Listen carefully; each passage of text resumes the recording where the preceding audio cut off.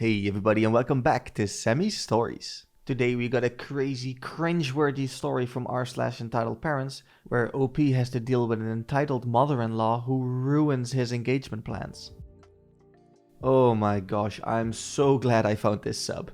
Here we go. I can finally air my uncensored frustration about the night my engagement was single-handedly corrupted by my entitled mother-in-law. Let's call her Ellen, because she always reminded me of Ellen DeGeneres even before all the news broke. Okay, so my girlfriend and I were really excited to be engaged. We'd both agreed we wanted to get married, but I hadn't done the formal proposal yet because we wanted to meet each other's families first, and neither lived nearby. I always thought the old trope about meeting the in-laws being a big fiasco was a myth, both because I was younger and more naive then, and because I'm lucky to have easy parents. My girlfriend met them for a few hours. Once we were alone, just me and them, I told them my intentions and my mom asked, "Does she have kids already?" And my dad asked, "Does she have a good solid job?" And then they both asked, "Do you really love her?" And that was that. I had their full support for the marriage. I thought meeting her parents would be the same. Some grilling was to be expected, but as long as I was honest and respectful, it would all be fine. Relevant fact, they had my girlfriend when they were teenagers, by surprise, so now had a do-over daughter, their words, not mine, who was just 6 years old. My girlfriend and I made the trip up to their city and I met them for the first time over dinner at a steakhouse. It was pretty upscale and we'd scheduled the dinner for 8 p.m, so I was surprised to see they'd brought the kid along with them. I met everyone at once and the initial awkwardness settled once we sat down. We were making great small talk when the 6-year-old said she was thirsty. No big deal, right? Well, all of a sudden, Ellen starts screaming, "Water? Water!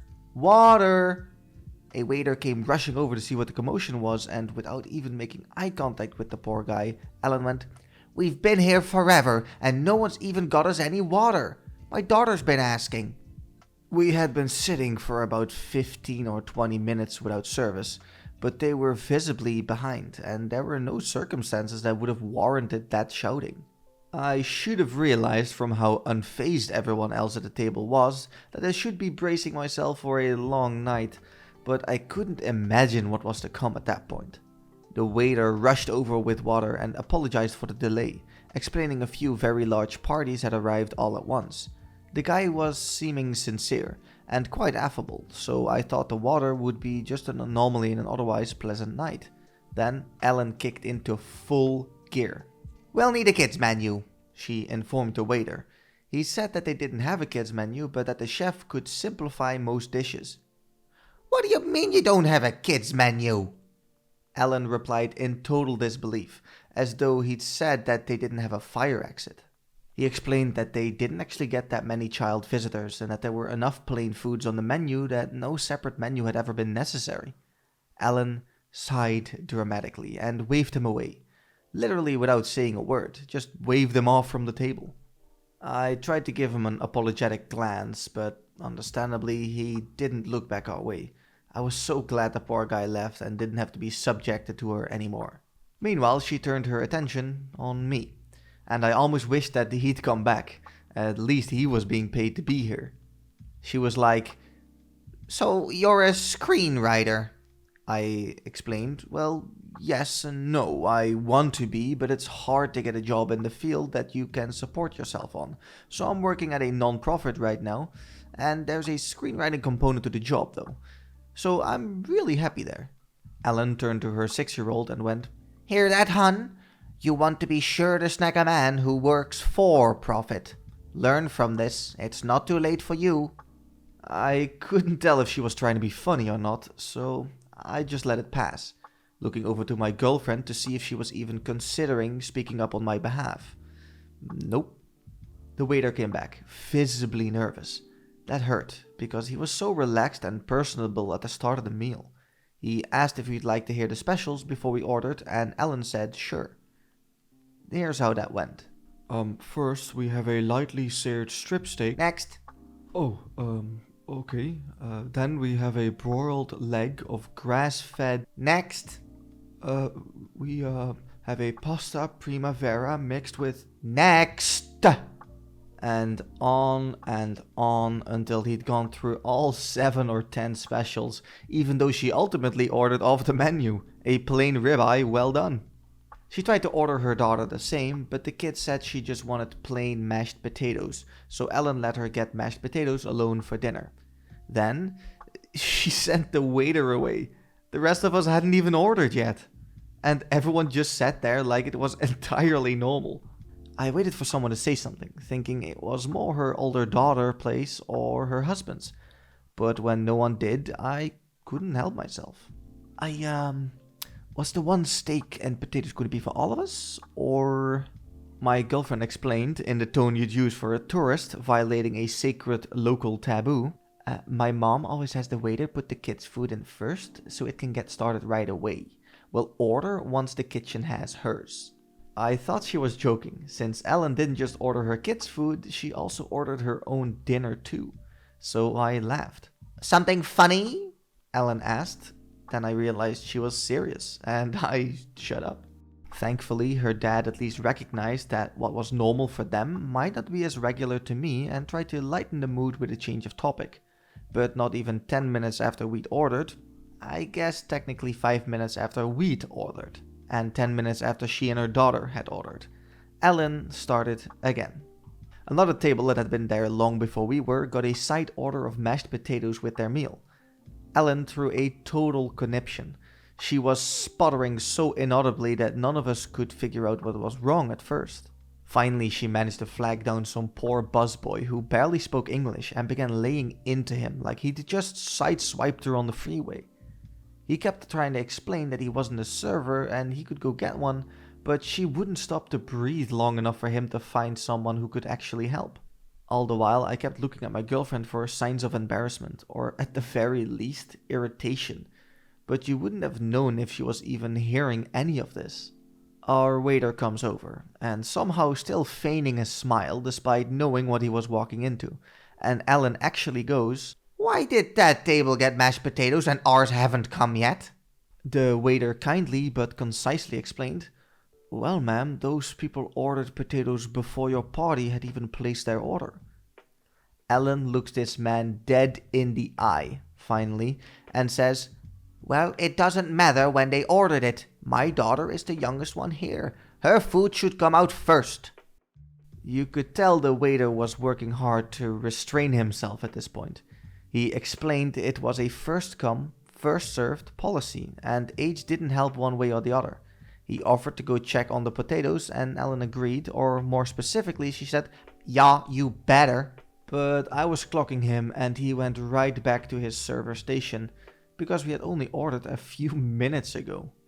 3 or 5 more minutes passed, during which we could have no other discussion at the table except how awful this restaurant was, how hungry the poor baby was, who hadn't said a word about being hungry this whole time and was contently playing her loud iPad game without headphones, disturbing all the diners around us, and how America has lost all respect for motherhood because it's just a me culture now. I then chimed in. "I'm with you on that last part." And to my utter shock, instead of laughing at my joke, my girlfriend seemed annoyed with me. So after a few minutes, the waiter comes back and says the potatoes will be out very soon. Ellen then goes and does something that, again, I thought was just a myth. She took out 3 singles and a 5 out of her wallet and put them on the table in full view of the waiter. Then she took 1 single away and said, "Every table I see getting potatoes before us is a bill gone." I was absolutely mortified. The waiter, to his unending credit, took a deep breath and said, "I don't have control over the order in which the kitchen fires tickets, but what I can tell you is it should be out in any minute," and left without saying anything disparaging. I had been holding my tongue all night as well, in the name of my relationship, but once the tip hit the table, the $8 tip for a $100 plus bill on top of all else, I figured if my girlfriend was half the woman I thought she was, then she wouldn't mind speaking up at this point. If anything, she'd be supportive, right?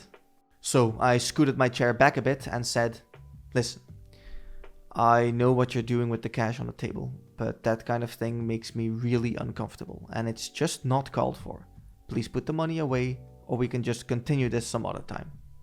My girlfriend's dad spits back, "What? How cheap do you have to be to not believe in tipping service workers?" Before I could process whether he was serious or yanking my chain, Ellen shocked me with, "No, you know what? You're right. This isn't necessary."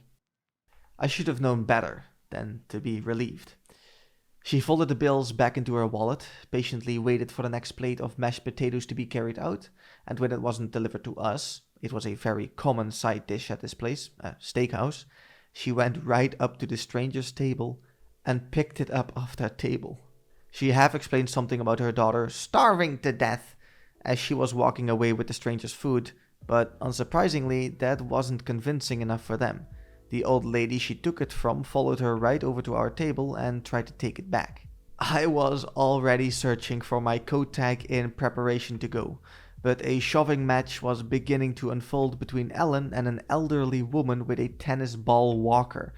And far be it from me to sit through all that had happened only to leave just as the night was getting interesting. The elderly woman was like, "Give me back my potatoes! Who are you?" And the poor little girl was like, "Mommy, it's okay. Don't take someone else's potatoes." But it all fell on deaf ears. Ellen yelled at the old lady. "How could you sit there and eat these when my daughter hasn't even been served yet? She's sitting here, hungry, just a little girl, and you're over here stuffing your face? Come on, other potatoes will be out any minute." And the old lady, got to love her, was like, "Great, if they'll be out any minute, then what's the effing problem?" To which Ellen still found holier-than-thou ground, gasping, "Language, please!" Finally, the waiter, and this time someone higher up as well, I think the manager, thank God, came over to separate them, as they had begun to raise their voices and cause a disturbance. Staff had already asked Ellen to turn down her daughter's iPad multiple times without heed, and I'm guessing the waiter informed management about the tip on the table stunt she pulled, because this was their final straw. They told us we were going to have to leave the restaurant. But we haven't even had our food yet," Ellen complained at the guy. This was clearly not the manager's first rodeo. "You can take the food that's already been served free of charge. Everything else will be cancelled. Please leave immediately." The old lady did not miss her chance to knock the potatoes right onto the floor, so we couldn't try to take them with us. Nothing else had been served yet, so we had to leave without any food. When my girlfriend and I were finally alone in our car, she said, "Can you believe that?" "Not at all. I really can't believe you didn't warn me." "How could I have known about any of that?" "What, is she usually not like that?" Wait, who?" Your mom." "What's my mom got to do with the terrible service at that place?" This was the beginning of the end of our relationship. The fact that she didn't see anything wrong with her mom's behavior and that I'd be marrying into that situation shook me too deep. We both dodged a bullet in more ways than one. In hindsight, we weren't right for each other, regardless of who her family was. Her mom saved us both a lot of time and heartache, helping me realize in one night what would have probably taken us years otherwise. Within a month, we'd moved into separate apartments and gone on a break that ended up lasting forever. I'm not sorry I won't ever see you again, Ellen. I am sorry for any waitstaff ever that will, though.